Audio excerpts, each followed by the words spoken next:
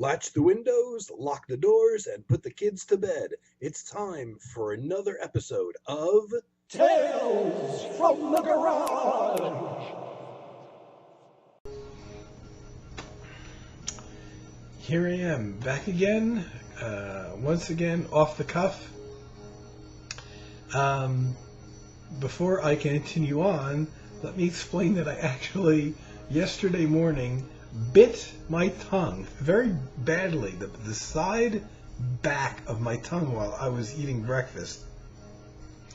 And now it's almost like I've had Novocaine or something similar. I'm actually having some trouble talking, saying certain words. So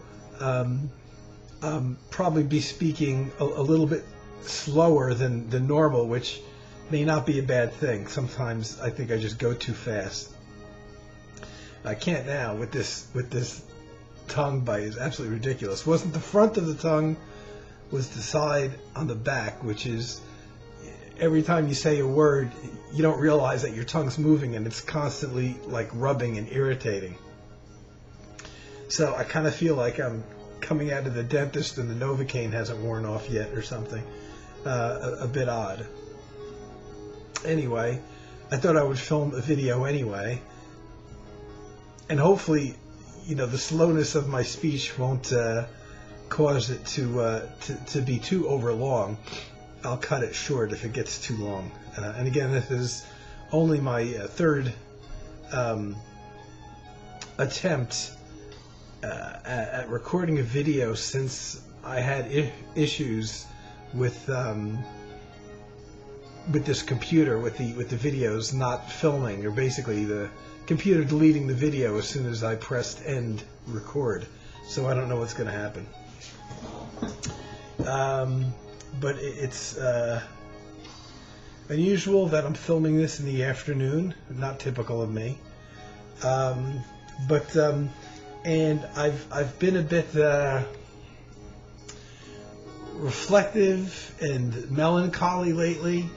Nothing new, but maybe more so because we're coming up on the first anniversary of a musician that I've loved very much since 1978. His passing, John Abercrombie. And just within the last few days, a documentary that was filmed just before he passed away. It wasn't even edited or anything at the time he passed away, August of 2017, which is exactly a year ago. And now the documentary is coming out. I haven't seen it yet, but a friend actually purchased a copy and is sending it to me. So I will be seeing it within the next few days. And I guess that's, I've been thinking about that a lot between the anniversary of his passing and the documentary coming out, which is something I've always wanted to see. I want to see that for all of the musicians that I like, but one of the things about Abercrombie in particular, and he's somebody that I've been into since 1978, so it's been a long love affair with his music. I've really wanted to see a documentary on him and see the area where he lives, etc., because he doesn't live that far from me.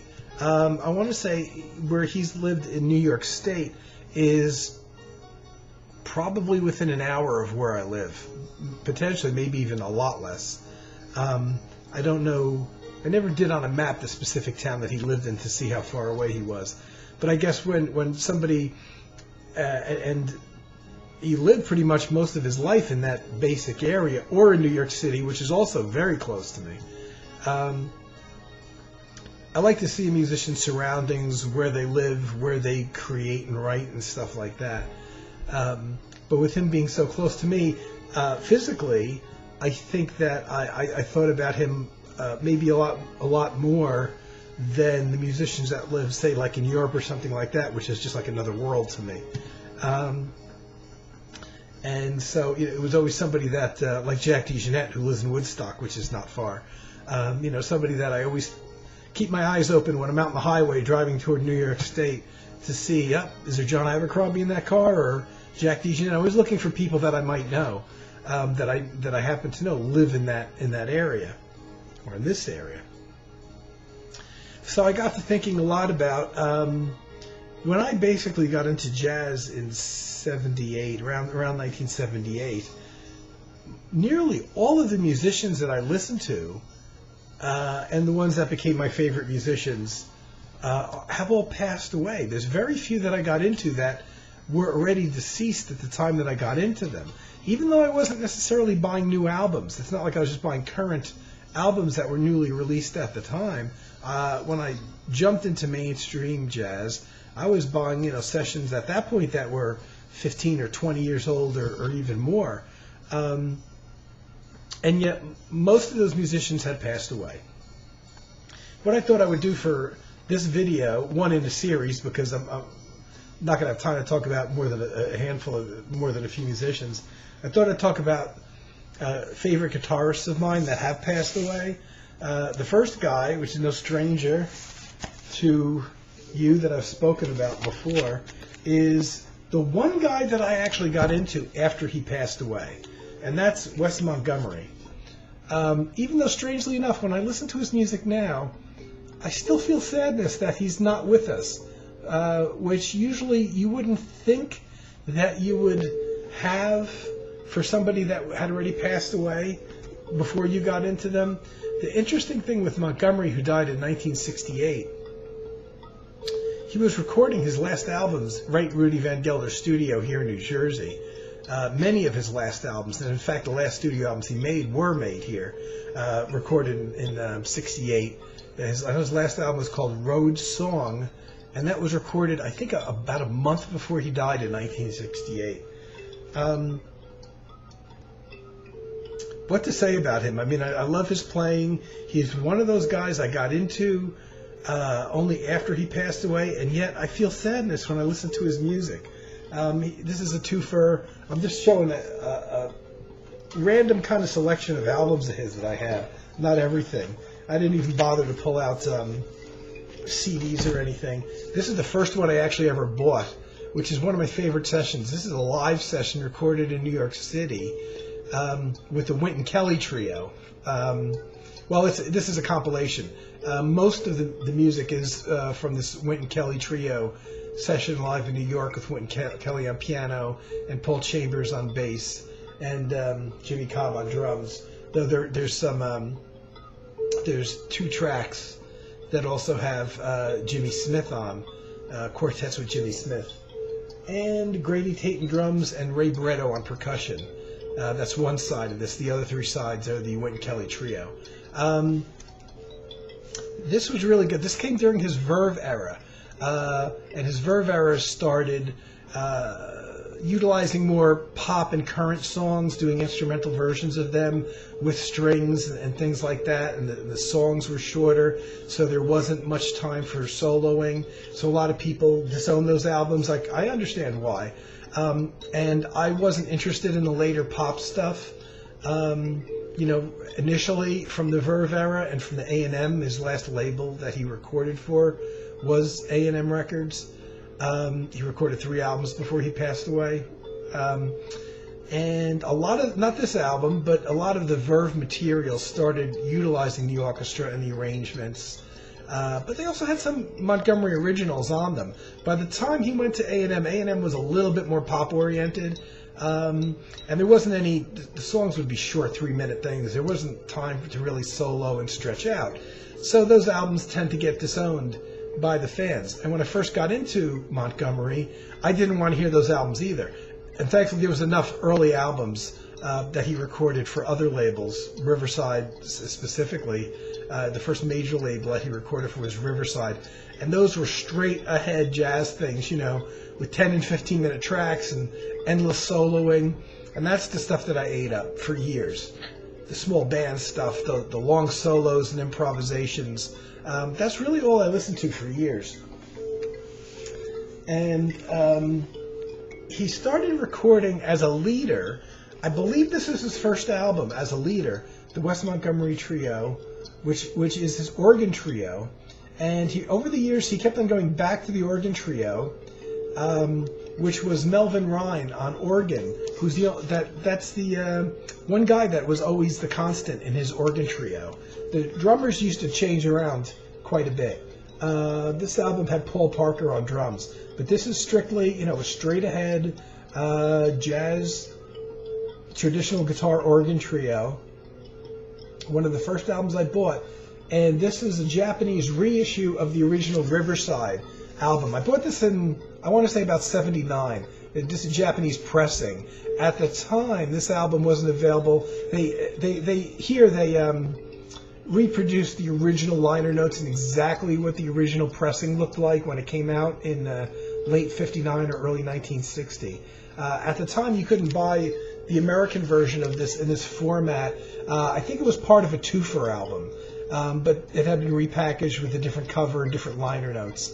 And I bought this because I wanted the feel of that original album. So, like I said, I believe this is his first album as a leader. He did some recording in a group with his brothers and as a sideman prior to this, about 1957 and 1958. But I believe this was his first album. Maybe one of the reasons why I feel so close to him is the date this was recorded. This was recorded on 2 days in October of 1959, which October 5th and 6th, 1959. Okay, why does that mean something to me? That's 21 days before I was born. So this was recorded literally a handful of weeks before I was born in 1959. So maybe that's why I always felt close to Wes's music. Like I said, I believe this is his first solo album as a leader. Later on, and I'm guessing this is on compact disc somewhere, there's a compilation called Beginnings, which predated that. And this is a compilation from various recordings that Wes did, some with his brothers. 2 of his brothers were musicians as well. And some recordings he did as a sideman. These are from '57, which is a good 2 years before he started recording. I believe '58 is where, 57, '58, and even some in '59, which is the year that he started also recording, the month and the date, as a matter of fact, that he started recording as a leader. But these were all sideman things that he did. Like I said, with his brother and with other jazz musicians as a sideman or as a guest. And this is a nice compilation.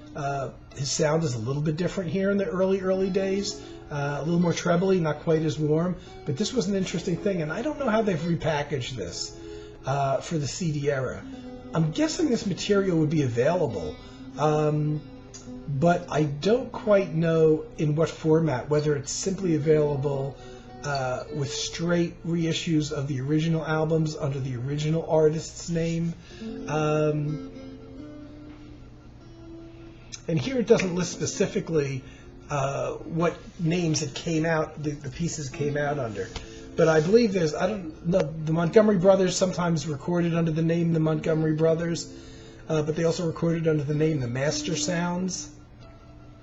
So I don't know which came first, but there's also pieces here that feature other musicians that I guess Wes was a sideman of. But this was interesting for fans. This was interesting because it's a little bit different, a little bit more of a trebly attack, a little bit more maybe aggressive playing by Wes. But I don't know how this has been repackaged for CD. I want to look into that. So maybe it's because of that date of his first solo album as a leader coming out in October '59, the same month that I was born in, or being recorded in October '59. I'm sure it came out later. So, you know, for many years, and this is, you know, prior to the CD era, obviously, I would pick up anything I could find by Wes that I didn't already have.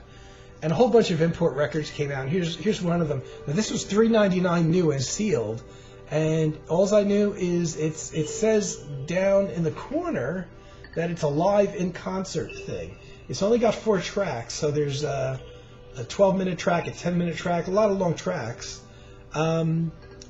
It doesn't. There's no mention. This is the frustrating thing with this album.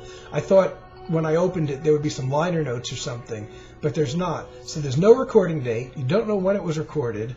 and there's no musicians listed, which is even more incredible. I haven't played this for years. What I believe this is a quartet recording, probably live late 60s. Because even after he started putting out the pop albums with all the orchestration, when he toured, he pretty much toured with a quartet and played more straight ahead. And this is certainly a live album from what I remember. But very frustrating. I think there was another volume of this too. That also didn't tell you who the sidemen were or when it was recorded. So a bit, after years of listening to his, mainstream jazz works where, there's a lot of long soloing and small groups, then I got into, through hearing one track in particular, the version of Here's That Rainy Day, which is on here on this bumpin' record. And this is from the Verve period when he started expanding and getting backed with arrangements and orchestral strings and horns and that kind of thing. And really, it was hearing Here's That Rainy Day, that one track, the way the arrangement for strings works, and the whole track, which is done by Don Sebesky, that really made me listen. It made me turn around and start to listen to the more pop-oriented stuff. Though at this point, even though he had orchestrations on the album and he wasn't stretching out doing 10-minute solos, there was still a ton of jazz content on here, and the tracks that he was playing were not really, at this point yet, quite the pop songs. They were well-known songs and movie themes, but they weren't the pop songs of the day from like the 60s. But there was less stretching out. There was still a bit of soloing. But, the funny thing is nowadays, I don't know why, maybe it's because I have a new appreciation for arrangements and when they're well done. And Don Sebesky, to me, is just about the best. For some reason, this is the stuff I go to when I want to hear Wes, and I pulled out several albums the other night, and it was all from this era. It was all the quote-unquote pop music era, the stuff with arrangements and horns and strings. And I just really can appreciate the writing and Wes's playing on here. Like I said, I was even listening to the later A&M Records stuff, which doesn't leave him really any room for soloing. And yet I can still appreciate that for what it is, because the arrangements are so good. But even this stuff, the Verve era stuff, when they started doing the heavy arrangements and peeling back the running length of the songs, there was still some room for solos in here and things like that. And I when it's done well, it's just great. And for some reason, this is the stuff that I go to now when I want to hear Wes. The first thing I tend to put on is some of those Verve era stuffs, and even the pop things. So I was talking about John Abercrombie, and been thinking about him a lot as I'm waiting to see the documentary, and it just kind of made me kind of retrace my whole experience with him. In a way, he's one of those artists that I wish I could go back and rediscover, because he's so good, and because I bought what at the time that I got into him in '78, I really think that was about the best period for him creatively. And most of the things I was buying that had him on it were things that were fairly current to that time period, maybe a couple years old, up to the current stuff. And I lucked out because literally all of the things that I bought by John initially ended up being my favorite albums of his entire career. But here's where I first heard him, not on one of his own albums, but on Bar Phillips's Mountainscapes from I think it's 76. 76, March 76, where he only plays on one track. And he was invited by Bar Phillips and Manfred Eicher to improvise a solo on the last track on the album. So he only appears on one track. He does just a solo, and that's it. And you can tell it's improvised. And yet there was something about the playing that I liked so much that as soon as I heard it, I'm like, I got to go find some albums by that guy. So I'm not sure. I know the next two that I bought, I'm not sure the order. Maybe I even got them together, because they were the same. I bought them both at Disco Mat, and both for $5.49 each, which leads me to think I definitely bought them within the same time frame. So I've shown this before. So Gateway 2, which is my favorite Gateway album, I bought to hear more of John, and of course I got Jack DeJohnette. in the mix, and Dave Holland. This is my favorite Gateway album by far. Just bass, drums, and guitar, but it works for me. And of course, John's electric mandolin, who there's an improvised tune on here, 16 minutes long, that the album starts off with, called Opening, and it's upright bass, drums, and just mandolin. There's no guitar on there, so it's very interesting to hear that, the electric mandolin. And then John plays also some acoustic guitar on here, and actually the acoustic guitar is the other track on side 1, and the electric doesn't come out until side 2. Only 2 of the 5 songs, now that I look at it and I think about it, only 2 of the 5 tracks actually have electric guitar on them. The last track, Blue, which is a beautiful, one of my favorite compositions by Jack DeJohnette, where there's no drums, Jack plays piano, has piano, upright bass. John once again goes back to play the electric mandolin, and I'm pretty sure on that there's no electric guitar. I think it's just the electric mandolin, piano, and upright bass. Beautiful ballad, beautiful track. Well, I think one of the best things Jack's ever done. I got that and loved it. I think I got that before I got this, my favorite of all time John Abercrombie album, Characters. And this is his only all-solo album. I've talked about this a zillion times before, and I'll probably continue talking about it until I die. This is one of my favorite type of album is the album where a musician goes in and plays all the parts himself. There's nobody else involved in terms of musicians. And my tongue is getting the better of me here. I've always liked that concept of the one musician responsible for every single note that you hear, and in this case also all the compositions as well.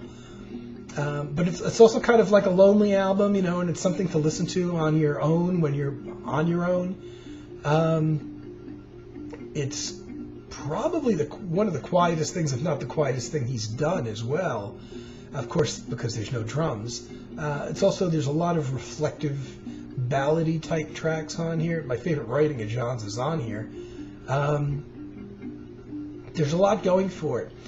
Now, just in the last year since his passing, it also makes me kind of feel, very melancholy hearing it, because, apart from Manfred Eicher, and I don't know how present he was during the recording of this, there's nobody that can talk about these sessions anymore. I always wanted to have a nice long interview with John Abercrombie talking about this specific album and what went into it and his thoughts, especially because this is the only album he did where he was the sole musician. So there must have been a lot of effort in there, and there must be a reason why he never did this again, never did an all-solo project again. And then, of course, when the musician passes away that does one of these all-solo albums, all those kind of secrets of that session are locked away. I mean, would the engineer, the guy who engineered it, remember anything about the sessions? That's very iffy, considering most engineers have done thousands of sessions over their lives. And unless the musician is a particular favorite of theirs, would they remember anything about the session? I don't know. And I always wanted to see John interviewed about this particular album and everything that went into it. And unfortunately, we won't get that now. But it's still, it's still my go-to John Abercrombie album. And my second favorite, which is also another one from Discomat that I bought for $5.49, that I bought somewhere roughly within that same time frame, is the duet album John Abercrombie and Ralph Towner, Sargasso Sea. Guitar duets are usually not my thing, so it's got to be something special for me to love it as much as I do. But in this case, you can tell exactly who's playing what on every single track, because they don't both play the same types of guitars. Ralph plays 12-string acoustic and the nylon string guitar, and John plays electric guitar, the electric mandolin, and on the maybe one track I think that he plays a 6-string acoustic, Towner's playing the classical guitar, so you can always make out who's playing what. And it's just, this was done just before the Characters album, and I maybe think that John listened back to this and really heard something special like I hear. just in terms of the atmosphere and the mood that the music evokes without having a rhythm section there. And I think that may have been one of the things that drove him to make Characters, which he did right after this album. It's a beautiful album. And this is one of my go-to Abercrombie albums as well as one of my go-to Ralph Towner albums. Definitely in the top 3 or 5 albums by both of those musicians out of their entire discography.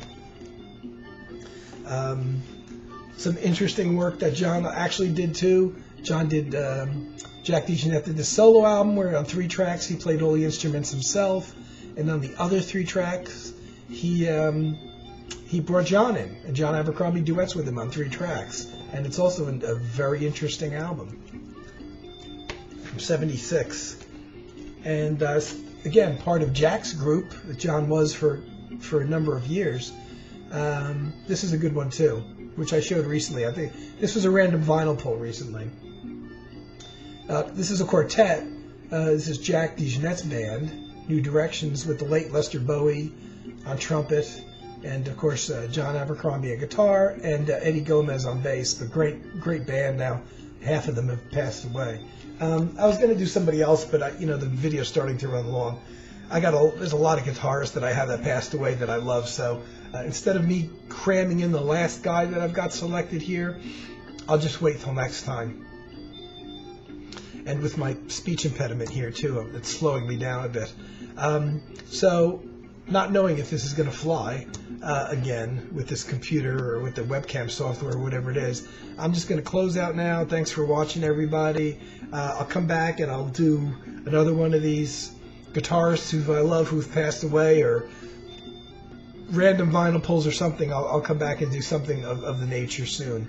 And thanks for watching, everybody. I'll be back soon. Take care. Tune in next time for more Tales from the Garage.